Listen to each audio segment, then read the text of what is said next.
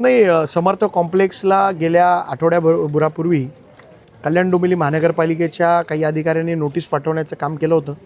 या इमारतीचं नाव कुठल्याही याचिकेमध्ये नसताना देखील जाणून बुजून 65 इमारतीमधील रहिवाशांना त्रास देण्यासाठी काही अधिकारी, काही लोकप्रतिनिधी जाणून बुजून काही गोष्टी करत आहेत.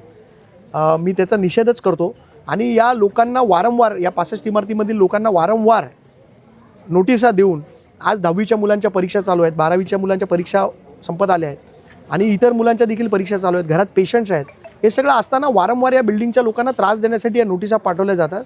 मी प्रशासनाच्या अधिकाऱ्यांना इशारा देतो आहे की हे जर तुमचे कारस्थानं बंद नाही झाली ते याचे परिणाम प्रशासनाला भोगावे लागतील.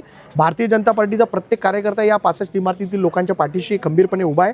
आमचे नेते माननीय रवींद्र चव्हाण साहेब आणि महाराष्ट्राचे मुख्यमंत्री देवेंद्र फडणवीस साहेब यांची देखील या संदर्भात आम्ही भेट घेणार आहे. रवींद्र चव्हाण साहेबांनी आश्वस्त केलं आहे की या 65 इमारतीच्या एक नागरिकाच्या पाठीशी भारतीय जनता पार्टी ठामपणे उभी आहे. कुठेतरी श्रेयवादाची लढाई पण सुरू झाली का?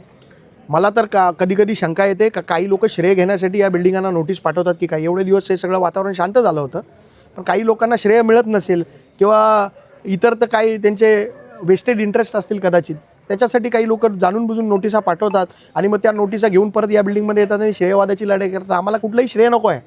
आम्हाला परमनंट या 65 इमारतींच्या ज्या लोकांवरती टांगती तलवार आहे ती कुठेतरी दूर करण्यासाठी आमचा प्रयत्न सुरू आहे. मुख्यमंत्र्यांनी काय राजेश मोरे जे आहे ते आज आयुक्तांना भेटले.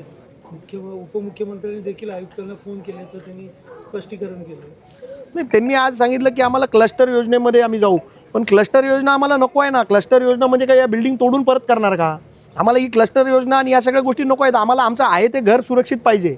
आमच्या आहे त्या घरावर कारवाई नको आहे. क्लस्टर योजना आम्हाला नको आहे. क्लस्टर योजनेसाठी आम्ही कोणाकडे प्रयत्नही देखील केले नाही. पण काही लोकांना टेक्निकल गोष्टी जर कळत नसतील तर त्यांना काय सांगणार. आम्ही एवढंच सांगतो की आमच्या आहेत त्या इमारतींमधल्या लोकांची फसवणूक झाली आहे, त्यांची कुठेतरी फसवणूक दूर करा. क्लस्टर नको आहे आम्हाला इथे. क्लस्टरचा काय विषय आहे? क्लस्टर उगाच मध्ये काहीतरी क्लस्टरसारखा विषय घुसडायचा आणि या विषय डायव्हर्ट करायचा. तो विषय कुठेही डायव्हर्ट करता कामा नये.